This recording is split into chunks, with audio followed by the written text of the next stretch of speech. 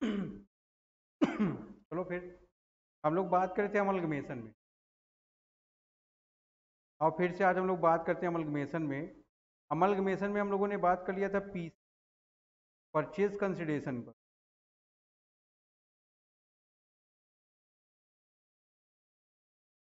ध्यान रखोगे बेटा सब लोग। हम लोग बात कर रहे थे परचेज, पहले हमने बात किया अमलगमेशन क्या होती है अमलगमेशन। फिर हम लोगों ने बात किया एब्जॉर्प्शन क्या होता है, फिर हम लोगों ने बात किया एक्सटर्नल रिकंस्ट्रक्शन क्या होता है, फिर हम लोगों ने बात किया कैलकुलेशन। कैलकुलेशन के दोनों मेथड की बात कर लिए हम लोग, नेट पेमेंट मेथड और नेट एसेट। ठीक है। फिर हम लोगों ने एग्जाम्पल नंबर 1 किया था, यहां तक की बातें हम लोगों ने कर ली थी। आज हम लोग इसके आगे की बात करते हैं। आ जाओगे, सबसे पहले हम लोग बात करेंगे राम लिमिटेड टू कोबर श्याम लिमिटेड या श्याम लिमिटेड है। कह रहा है एग्री टू पे फॉलोइंग, है ना, फॉलोइंग टर्म्स पे एग्री हो रहा है पे करने के लिए। देखोगे वो कह रहा है 2 इक्विटी शेयर दे रहा है, कितने के बदले में? 5 के बदले में। 2 इक्विटी शेयर 5 के बदले में।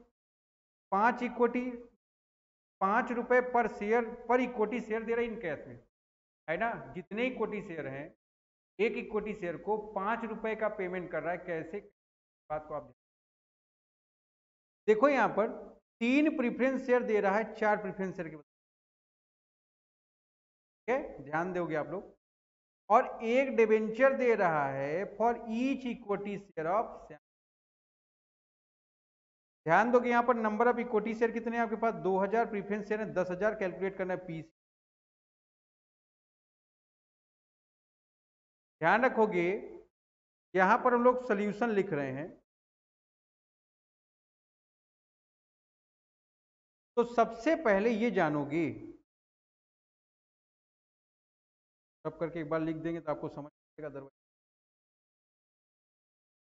अच्छा, एक बात ध्यान रखोगे, हमारी पेपर में जो मैक्सिमम वेटेज है इसी चैप्टर का है। कोई बच्चा इस चैप्टर को नहीं, कोई भी चीज नहीं समझ में आ रही है आप एक बार नहीं 10 बार पूछेंगे ना, कोई प्रॉब्लम की बात नहीं है। सब लोग को जितनी बार नहीं आएगा बताया जाएगा, बट ध्यान रखो इस चैप्टर को, चैप्टर का करने का मतलब ही आप पेपर में पास हो गए। ठीक है, हर बीकॉम फर्स्ट ईयर के बच्चे की एडवाइस है मेरी। तो देखोगे यहाँ पर आप पेमेंट किसको कर रहे हो, यहाँ पर 2 हैं। इक्विटी शेयर की बात कर लेते हैं हम। पेमेंट कर रहे हैं हम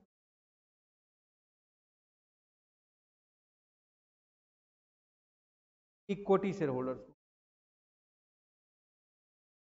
पेमेंट किसको कर रहे हैं? Equity share holder. तो ध्यान रखो, पहला 2 के बदले में 5 इक्विटी शेयर दे रहा है। किसको दे रहे हो? ये क्या दे रहे हो? इक्विटी शेयर होल्डर को पहला इक्विटी शेयर कैपिटल दे रहे हो, है ना। 2 इक्विटी शेयर 5 इक्विटी शेयर के बदले। ठीक है, कितना शेयर है इक्विटी का तुम्हारे पास? 20,000 है। कितना दे रहे हो? 2। कितने के बदले में? 5, है ना। तो कितना दिया हमने? 8,000 शेयर दिए। शेयर की वैल्यू कितनी है? ठीक, कौन पे करता है? नई कंपनी पे करती है, तो किस कंपनी के वैल्यू में करेगी?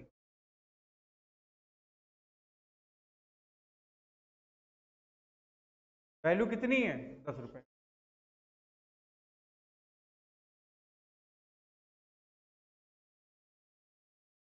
ठीक है, नोट कर लो। अब अगर हमने पेमेंट किया, कितना पेमेंट किए होंगे हम?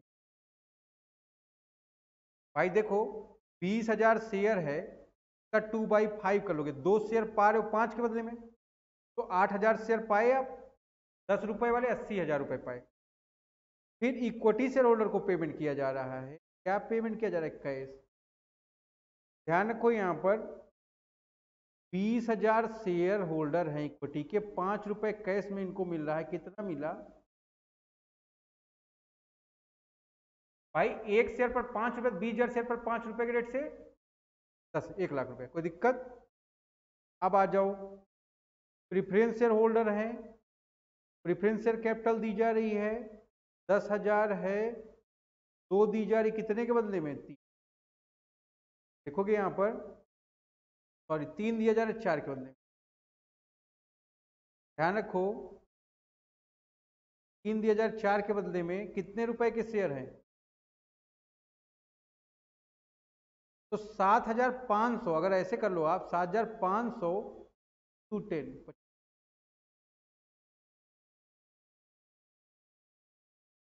कोई दिक्कत की बात? आराम से समझेंगे आप।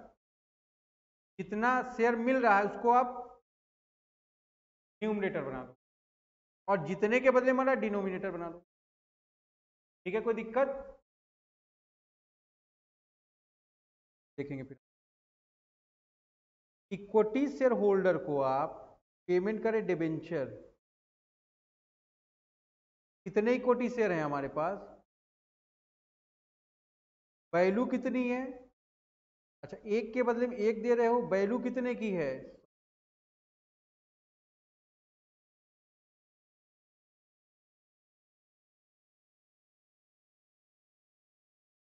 टोटल कर दोगे 22,55,000 रुपए।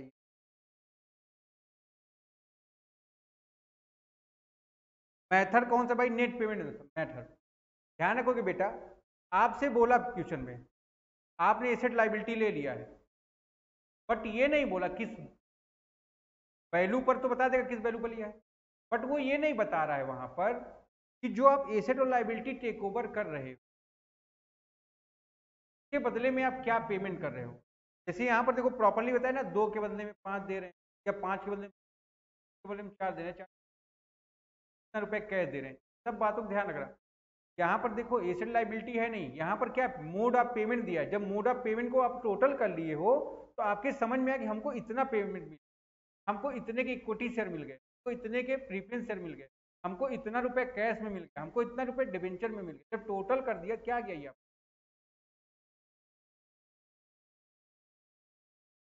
पर ध्यान रखो, जहां पर एसेट लायबिलिटी दी होती वहां पर आपको होता था इतने में पेमेंट हो रहा है, क्या करते आप एसेट, यहाँ पर कौन सा, यहाँ पर कौन सा है?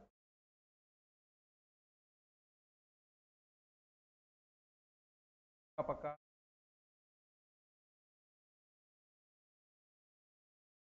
पढ़े आप। यहाँ पर भी ध्यान देना, देखो भाई पढ़ाने का मेरा तरीका अलग है बिल्कुल। जैसे हम लोग रॉयल्टी पढ़े, सबसे पहले क्या किया, टेबल बताया। हायर परचेज पढ़ा, सबसे पहले इंटरेस्ट कैलकुलेट करना। ध्यान रखो, अमल के मेंशन पढ़ोगे सबसे पहले आप कैलकुलेट करोगे पीस, फिर न्यू की एंट्री, फिर ओल्ड की एंट्री ना, ध्यान रखोगे न्यू की entry plus balance sheet, old की एंट्री प्लस अकाउंट, ठीक है ना। तो मेरा ये क्राइटेरिया है पढ़ाने का। ठीक, पढ़ो आप फटाफट।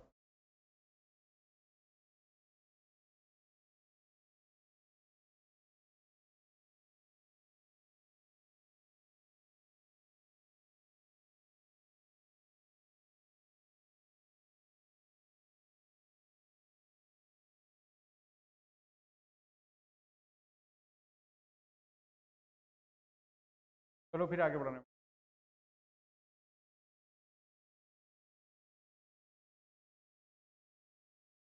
देखोगे AX took over Y Limited and agreed to pay the following: 3 equity share for 4 equity share held by held value of share of X Limited ₹7। देखोगे ध्यान से, क्या हुआ है, 4 शेयर दे रहा है, 4 शेयर के बदले में 3 शेयर दे रहा है, और वैल्यू क्या है शेयर की, 17 रुपए। है भाई सबको, शेयर का वैल्यू कितना है ये देखो, 17 रुपए। दिक्कत, एक डिवेंचर दे रहा है, डिवेंचर बदले में, डिवेंचर कितने के, 22 के, एक प्रेफरेंस शेयर दे रहा है 3 के बदले में, कितनी वैल्यू, 15। इक्विटी शेयर कितने हैं, 20,000। डिवेंचर कितने के हैं, 25,000। कितने के हैं, नहीं कितने हैं, नंबर ऑफ प्रेफरेंस शेयर कितना है। एक बात ध्यान रखोगे, AS14 कहता है डिवेंचर तो लाइबिलिटी है और लाइबिलिटी कभी कोई नहीं। AS14 कहता है डिवेंचर लाइबिलिटी है, लाइबिलिटी कभी। कैलकुलेट करते समय आप डिवेंचर को इग्नोर कर दोगे। क्वेश्चन में देखो डिवेंचर को पेमेंट किया था, इक्विटी शेयर के बदले में पेमेंट, ये वहां पर कंसीडर किए थे, यहाँ पर लाइबिलिटी के बदले में लाइबिलिटी कभी कंसीडर नहीं। ठीक है,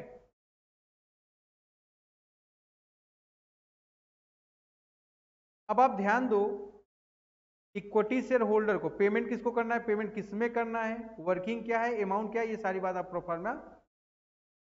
यहाँ पर इक्विटी शेयर होल्डर को इक्विटी शेयर दिया जा रहा है।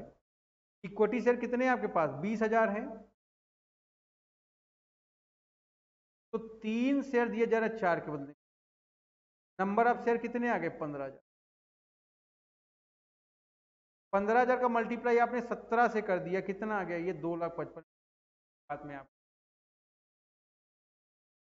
है। प्रीफरेंस शेयर होल्डर को प्रीफरेंस शेयर दिया जा रहा है, एक शेयर दिया जा रहा है 3 के, कितने हैं? 10, 15 रुपए वाले। ध्यान रखो यहाँ वैल्यू आपका फ्रैक्शन में आ रहा है। कभी भी अगर फ्रैक्शन में वैल्यू आ रही है आप उसको डील करोगे कैश में, है ना। 10,000 का डिवाइडेशन अगर आप 1/3 से करोगे, 3,333 रुपये 33 पैसे। 33 पैसे का पेमेंट आपने किया 15 रुपये ग्रेड से, 5 रुपये कैश में, बाकी 3,333 का 15 ग्रेड से 49,900। ठीक है ना। कितना आ गया? 3,05,000 की बात।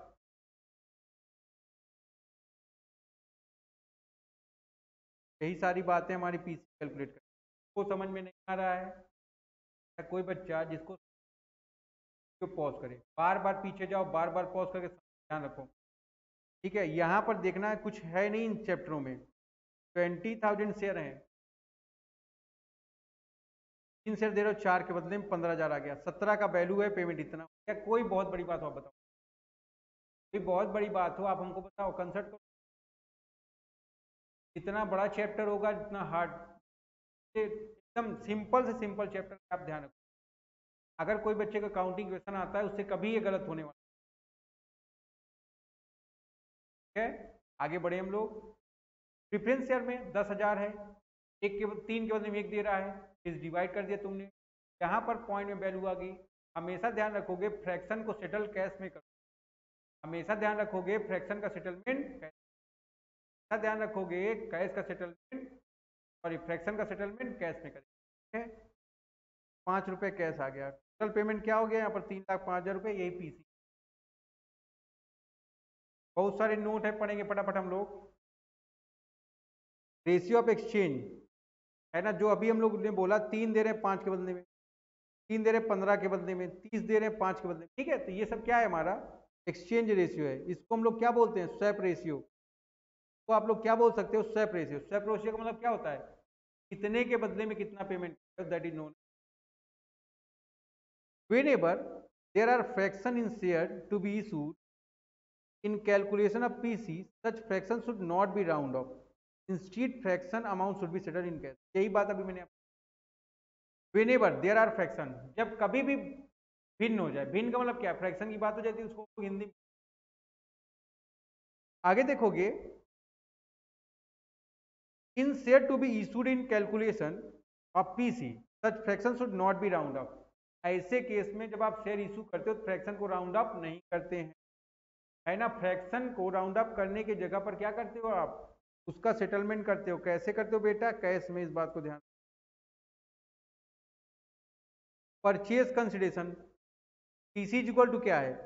Swap ratio. स्वैप रेशियो मतलब क्या है? 4 दे रहे हो 5 के बदले शेयर, जो भी हो, नंबर ऑफ शेयर मल्टीप्लाई कर दिए टू नई कंपनी के।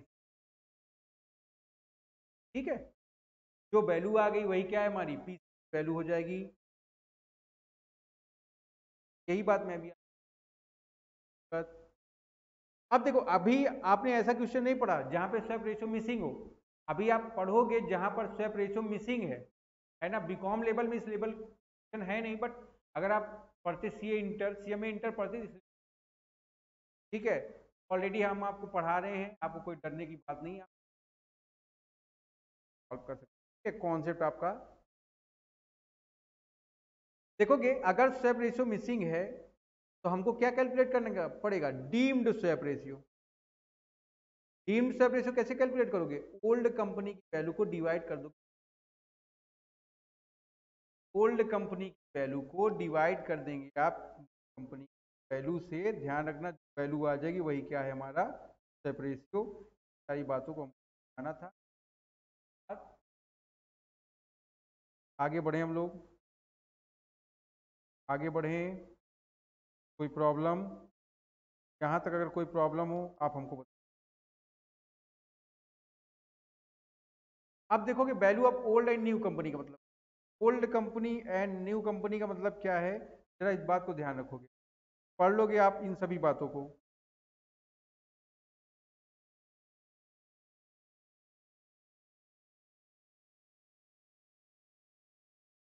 देखोगे जो वैल्यू क्वेश्चन में दी गई है, अगर है तो, नहीं है तो मार्केट वैल्यू होगी, मार्केट वैल्यू नहीं होगी तो इंट्रिंसिक वैल्यू होगी, जो भी वैल्यू दी होगी वही वैल्यू होगी ओल्ड। ठीक है। For newly form company generally par value is market value. ठीक है, पार वैल्यू का मतलब जो मार्केट वैल्यू। अच्छा, मेन फोकस हमको यहाँ पर भी करना है, क्वेश्चन नंबर 8 आपका जो है इंट्रिंसिक वैल्यू का है। जब वहां पर आएंगे हम लोग बात करेंगे इंट्रिंसिक वैल्यू क्या होती है। ठीक है, अभी फिर मैं इसको छोड़ देता हूँ, एक बार आप समझ सकते। अच्छा, जब भी आप कैलकुलेट करते हो इंट्रिंसिक वैल्यू, तो ये सारी बातें हम लोग उसी समय करेंगे, अभी इन सब बातों करने का कोई मतलब नहीं यहाँ तक।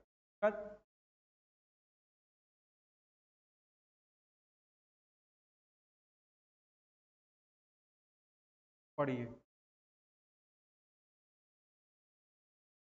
अब हम लोग बात करें अकाउंटिंग न्यू और transfer.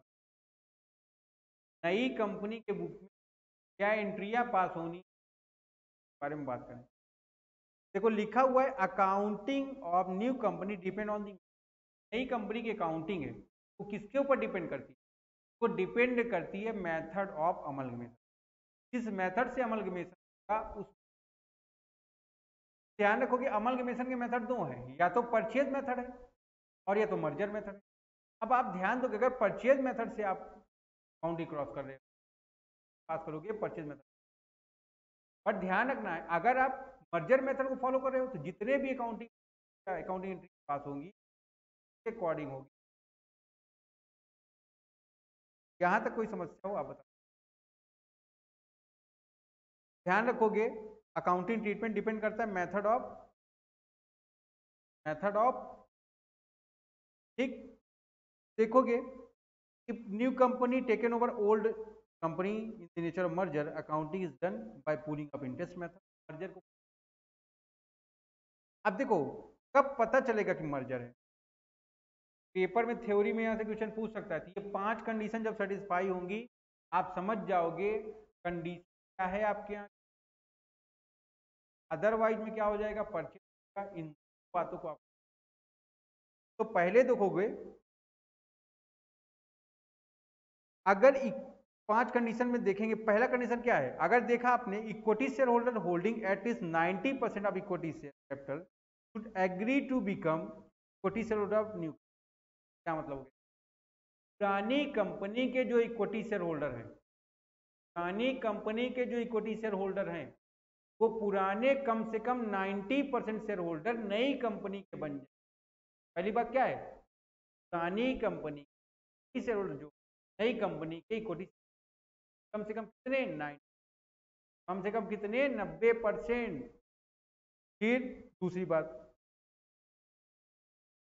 Such share holders should be paid PC. PC का मतलब भैया purchase consideration only in equity share and cash settled action. जो भी परचेज कंसिडरेशन का पेमेंट होगा वो केवल किसमें होगा, इक्विटी। बट हम बात करेंगे जब भी फ्रैक्शन की, तो फ्रैक्शन का हमें कैश के है ना, तो ध्यान रखोगे शेयर होल्डर जो पीसी पेड करेगा केवल किस में करेगा, इक्विटी शेयर में करेगा। बट जहां पर बात होगी फ्रैक्शन की वहां पर फ्रैक्शन का सेटलमेंट कैश में होगा। तो पहली बात, पुरानी कंपनी के इक्विटी शेयर होल्डर कम से कम 90% जो। दूसरी बात, शेयर होल्डरों को पीसी का पेमेंट कैसे होगा, कैश के फॉर्म। ठीक है, सॉरी पीसी का पेमेंट कैसे होगा, इक्विटी शेयर में होगा, बट फ्रैक्शन की बात जहां होगी। ठीक है, फिर तीसरी बात देखोगे जितने भी एसेट लाइबिलिटी है वो सब एसेट लाइबिलिटी कौन ले लेगा, नई एसेट लाइबिलिटी है वो कौन ले लेगा, नई कंपनी। किस वैल्यू पर लेगी, बुक वैल्यू पर। एसेट लाइबिलिटी कौन लेगा, नहीं, किस वैल्यू पर लेगी। और लास्ट है आपका नेचर ऑफ बिजनेस क्या होगा, पुराने और नए। पुराने का जो बिजनेस था वही। ये 5 कंडीशन है ना। तो 5 कंडीशन की बात क्या है, फटाफट शुरू हो जाओ। पहला कंडीशन क्या है बेटा, पहला कंडीशन है पुराने कंपनी के जो 90% इक्विटी शेयर होल्डर हैं वो नई कंपनी बन जाए, पुराने कंपनी के जो इक्विटी शेयर होल्डर हैं एटलीस्ट 90% किसके बन जाए, नए के। बात परचेज कंसिडरेशन जो आप पेड कर रहे हो किस फॉर्म में करोगे, इक्विटी शेयर में, बट जहां पर फ्रैक्शन की बात होगी कैसे पेड होगा, कैश में। दूसरी बात क्या है, पेमेंट पीसी का कैसे होगा, इक्विटी शेयर कैपिटल में, बट जहां पर बात करेंगे फ्रैक्शन की, कैश में पेमेंट। फिर तीसरी देखेंगे बात, एसेट लाइबिलिटी पुरानी कंपनी कौन ले लेगा, नई कंपनी। बट ध्यान रखोगे चौथी बात क्या है, जो एसेट लाइबिलिटी आप ले रहे हो किस वैल्यू पर, बुक पुरानी का एसेट लाइबिलिटी लेगी। और लास्ट क्या है आपका, लास्ट है फिर क्या होगा, ठीक है। तो ये 5 कंडीशन तो बिजनेस का नहीं, चाहे मर्जर है, कहाँ तक कोई प्रॉब्लम हो आप हमसे कर ली हो, आगे बढ़। अच्छा एक बात और ध्यान रखो, कोई भी बच्चा एंट्री देख के डरेगा नहीं, अपनी किताब को मत छुओ, कोई मत किताब को, आप केवल मेरी बात सुने। अगर आप मेरी बात सुन ले रहे हो 3 से 4 एंट्री, मैक्सिमम 5 एंट्री लगेगी आपको नहीं, और नई बुक के 5 एंट्री आपको बैलेंस, कोई टेंशन की बात नहीं जरूरत। अब देखो कैसे,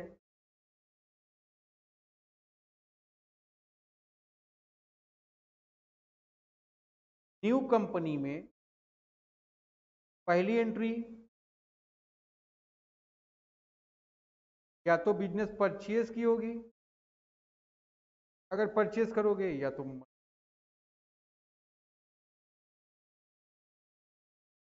दूसरा एंट्री काय का होगा, एसेट्स एंड लाइबिलिटी,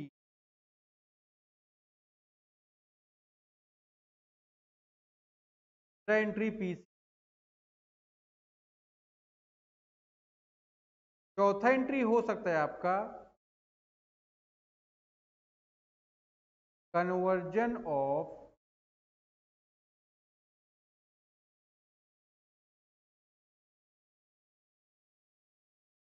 यहां तक कोई प्रॉब्लम की बात हो आप बताओ।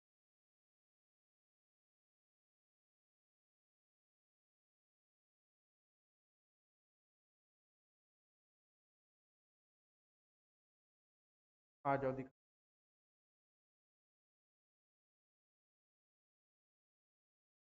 देखो ध्यान से, हम लोग परचेज मेथड से हैं, जब बिजनेस परचेज करोगे एंट्री क्या पास करोगे, बिजनेस परचेज अकाउंट डेबिट हो जाएगा, बिजनेस परचेज कर रहे हो business purchase account debit, business merge कर रहे हो merger account debit, to liquidator of old company. ठीक है भाई, पहली एंट्री क्या करेंगे आप, परचेज कर रहे हो परचेज, मर्जर होगा merger, to liquidator of old company being business merge, तो जैसे होगा आप ऐसे। फिर एक्विजिशन करें आप एसेट और लाइबिलिटी का, परचेज मेथड में ध्यान रखोगे जो एसेट लाइबिलिटी जब टेक ओवर कर लोगे तो लाइबिलिटी में ओनली आउटसाइड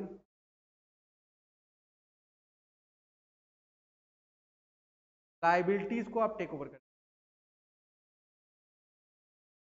जब एसेट लाइबिलिटी को टेक ओवर करोगे ओनली आउटसाइड लाइबिलिटीज को ध्यान दो, देखो जब कोई किसी को परचेज करता है तो परचेज करते समय उसका अपना प्रॉफिट आप बेच दोगे, अपने जर्नल लीजर को बेच दोगे, तो आप प्रॉफिट लॉस, क्योंकि वो आपने आपने उस कंपनी के साथ मिल के कमाई क्या नहीं। But trade payable, creditors, outstanding expense, debenture, ये सब आउटसाइड लाइबिलिटीज, ट्रेजरी रिजर्व, ये सब भी। पर ध्यान रखोगे लाइबिलिटीज में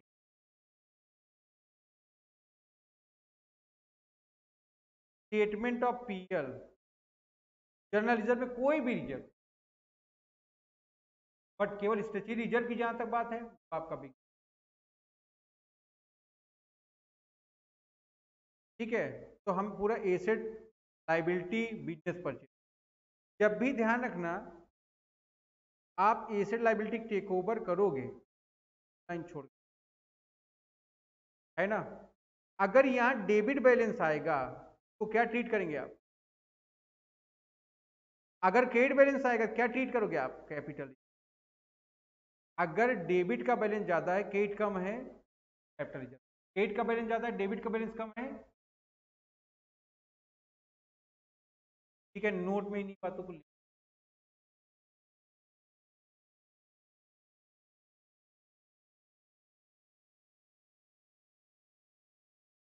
अब यहां पर देखो पीसी का पेमेंट करो, लिक्विडेटर अभी क्या था वहां पर?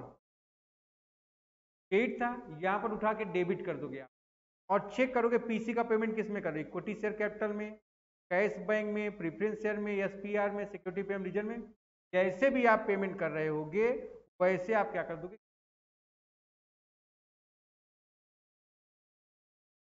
यहां तक कोई प्रॉब्लम हो आप हम। फिर कैंसिलेशन ऑफ कॉन्ट्रा आइटम, कभी कभी देखो मान लो मुझको आपको 5,000 देना है और मुझको आपसे 5,000 लेने, तो ना तो मैं आपको दूं ना आप हमको दोगे, तो क्या हो जाएगा, आइटम सेटल हो जाएगा। तो यहाँ पर ध्यान रखो कुछ बात हो रही है, क्रेडिटर टू डेटर हो जाएगा, बीइंग कॉन्ट्रा कैंसिलेशन। फिर ध्यान रखोगे लाइबिलिटीज का कभी कभी पेमेंट कर देंगे आप, है ना, तो ध्यान रखो लाइबिलिटीज को डेबिट कर दोगे, लाइबिलिटी क्रेडिट बैलेंस हो करती है, जब पेमेंट कर दो डेबिट कर दोगे। पेमेंट कैसे करो, कैश या बैंक में, या हो सकता है कुछ लाइबिलिटीज दे रहे हो, नई लाइबिलिटी, डिबेंचर है, ओल्ड के बदले में नया, नया के बदले में ओल्ड, ठीक है, तो जैसे होगा आज द केस में। खर्चे बियर कर रहे हैं आप, यहाँ पर गुडविल आएगा या कैपिटल रिजर्व, ध्यान रखोगे on payment of liquidation expense of old company, पुराने कंपनी के लिक्विडेशन खर्चे बियर कर रही नई कंपनी, एंट्री क्या पास कर दोगे आप, गुडविल टू कैश। फिर कैंसिलेशन है स्ट्रेटजी रिजर्व का, ध्यान रखोगे amalgamation adjustment reserve account debited to. फिर अनरियलाइज प्रॉफिट का बात है, ये सब बात बाद में होगी, आप इस पर ध्यान दोगे, को नोट कर लो, यहाँ तक चीज़ों को आप लिख लोगे, आगे जो भी चीज़ें हैं वो हम अपने अगले क्लास में डिस्कस, यहाँ तक आप सभी चीज़ों को लिख लेंगे, आगे जो भी चीज़ें हैं वो हम अपने क्लास में डिस्कस करेंगे, इस बात को आपको।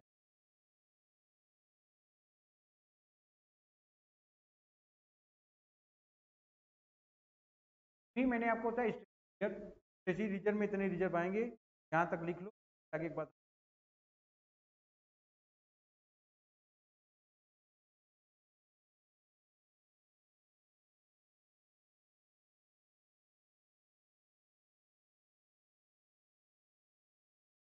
ठीक है भाई।